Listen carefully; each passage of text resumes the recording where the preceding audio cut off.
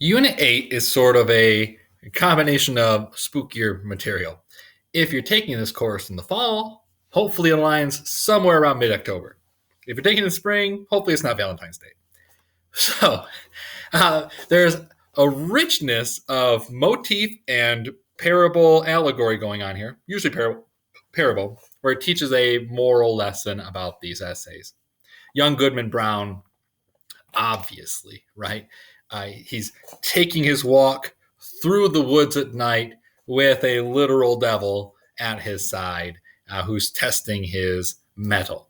In some ways, it actually matches up with the parable of Job from the Bible. It could also be kind of the parable of where Jesus and the devil go walking in the desert.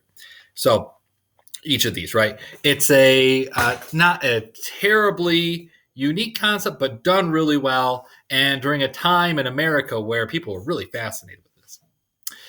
There's two other entries here which are extremely fascinating, some of my absolute favorites. Where are you going? Where have you been? Is amazing, right?